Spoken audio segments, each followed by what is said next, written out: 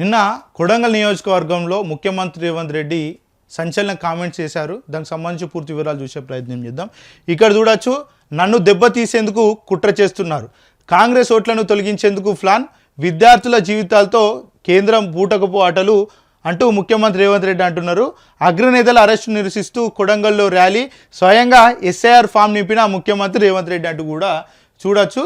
ఎందుకంటే ఇది ఎందుకు ప్రత్యేకంగా చెప్పుకోవాల్సి వస్తుందంటే, నిన్న ప్రధానమంత్రి నరేంద్ర మోడీ అధికార నివాసం ముందు కాంగ్రెస్ పార్టీ అగ్రనేత రాహుల్ గాంధీ నిరసన తెలిపిండు. ఈ నేపథ్యంలో పోలీసులు అరెస్ట్ చేసి పోలీస్ స్టేషన్ తరలించారు. దాన్ని నిరసిస్తూ రాష్ట్ర వ్యాప్తంగా కాంగ్రెస్ పార్టీ నేతలు పెద్ద ఎత్తున ఆందోళన చేశారు. మరి ఇదే తెలంగాణ రాష్ట్రంలో కాంగ్రెస్ పార్టీ, కాంగ్రెస్ ప్రభుత్వం అధికారంలో ఉంది. అసలు ఇక్కడ తెలంగాణ రాష్ట్రంలో ప్రశ్నించిన వాళ్ళను అరెస్ట్ చేయట్లేదా? విద్యార్థులను అరెస్ట్ చేయట్లేదా? నిరుద్యోగులను అరెస్ట్ చేయట్లేదా? ఒకసారి వాళ్ళ ఆత్మ విమర్శ చేసుకోవాలి. తెలంగాణ రాష్ట్రంలో ఎవరైనా ప్రశ్నిస్తే వాళ్ళ మీద అక్రమ కేసులు నమోదు చేసి అరెస్టు చేస్తూ ఆపై జైలుకు తరలిస్తున్నటువంటి పరిస్థితులు మనం 2.5 ఏళ్ల కాలంలో అధికంగా చూసినాం. చాలా వరకు ప్రశ్నించినటువంటి వ్యక్తులంతా కూడా జైలు పాలైనటువంటి సందర్భాలు కూడా మనం చూసినాం. ఇక కాంగ్రెస్ పార్టీ సోషల్ మీడియా ప్రశ్నించినటువంటి వ్యక్తుల విలువలు తీస్తూ సోషల్ మీడియా చాలా వరకు విపరీతమైనటువంటి పోస్టులు పెడతా ఉంది.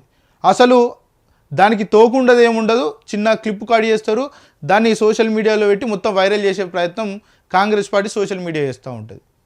ఇక ఇదంతా నేను ఎందుకు చెప్తా ఉన్నా అంటే, రాహుల్ గాంధీ, కాంగ్రెస్ పార్టీ అగ్రనేత రాహుల్ గాంధీని అరెస్ట్ చేస్తే ముఖ్యమంత్రి రేవంత్ రెడ్డి స్పందిస్తూ అరెస్ట్ అనేది అప్రజాస్వామికం అని చెప్తా ఉన్నాడు. రాహుల్ గాంధీని అరెస్ట్ చేయడం కరెక్ట్ పద్ధతి కాదంటూ కూడా మాట్లాడుతూ ఉన్నాడు.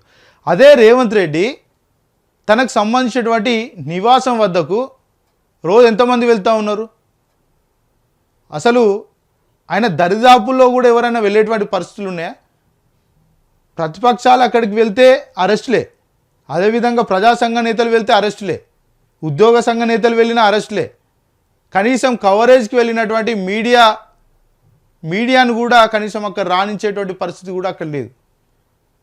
ఆయన దేశానికి ప్రధానమంత్రి, అట్లాంటి వ్యక్తి ఇంటి ముందు పోయి రాహుల్ గాంధీ కూర్చున్నాడు కాబట్టి అరెస్ట్ చేశారు. ఇప్పుడు మీరు కూడా అదే ధోరణి అవలంబిస్తున్నారు కదా రాష్ట్రంలో.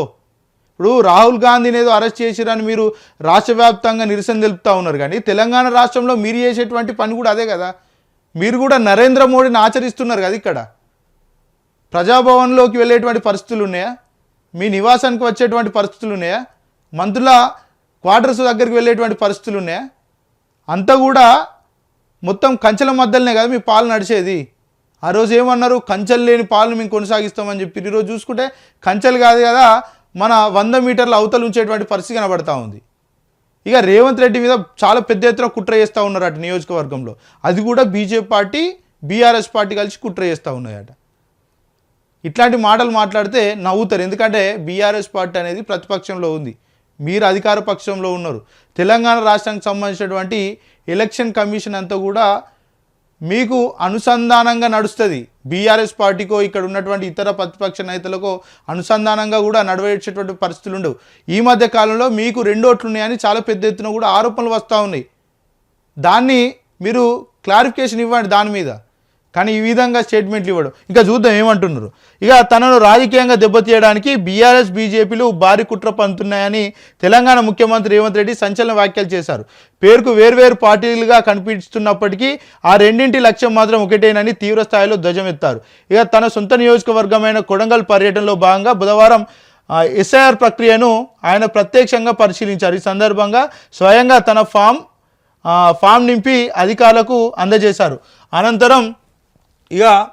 అనంతరం బూత్ లెవెల్ ఏజెంట్లతో నిర్వహించిన కీలక సమావేశంలో మాట్లాడుతూ తమ తప్పులను ప్రశ్నిస్తున్నందుకే తనపై ఆ 2 పార్టీలు కుట్రలు చేస్తున్నాయని మండిపడ్డారు. ఇక ఈయననాట ఆ 2 పార్టీలను విమర్శిస్తున్నాడు కాబట్టి ఆ 2 పార్టీలు కలిసి, పార్టీల భావజాలాలు వేరైనా కూడా ఆ 2 పార్టీలు కలిసి నా మీద కుట్ర చేస్తూ ఉన్నారని చెప్తా ఉన్నాడు. ఇప్పుడు తెలంగాణ రాష్ట్రానికి మోడీ వచ్చినప్పుడు దగ్గరుండి ఆత్మీయ ఆలింగనం చేసుకొని బడే బాయ్ చోటే బాయ్ అని మరి చెప్పుకున్నటువంటి ముఖ్యమంత్రి రేవంత్ రెడ్డి ఈరోజు బీఆర్ఎస్ పార్టీ, బీజేపీ పార్టీ 2 ఒకటే అని చెప్తా ఉన్నాడు. చాలా సందర్భాల్లో చూసాం కదా, ఒక కేంద్ర మంత్రి తన కొడుకు జరిగినటువంటి వ్యవహారంలో కావచ్చు, ఆ తర్వాత జరిగినటువంటి మెట్రో వివాదంలో కావచ్చు, చూస్తూనే ఉన్నారు ప్రజలంతా కూడా ఏ రెండు పార్టీలు ఒకటి అనేది చాలా స్పష్టంగా ప్రజలకు అర్థమైపోతూ ఉంది. ఈరోజు మీరేదో బట్టగాల్చి మీదేద్దామంటే ఎవరు కూడా ప్రజలు వినడానికి ఆసక్తి కూడా ఎక్కడ కూడా లేరు. ప్రజలకు అందరూ కూడా ఒక క్లారిటీ వచ్చింది. తెలంగాణ రాష్ట్రంలో రేవంత్ రెడ్డి అనే వ్యక్తి బీజేపీ పార్టీ కీలుబొమ్మ అని చాలామంది చెప్పుకుంటా ఉన్నారు.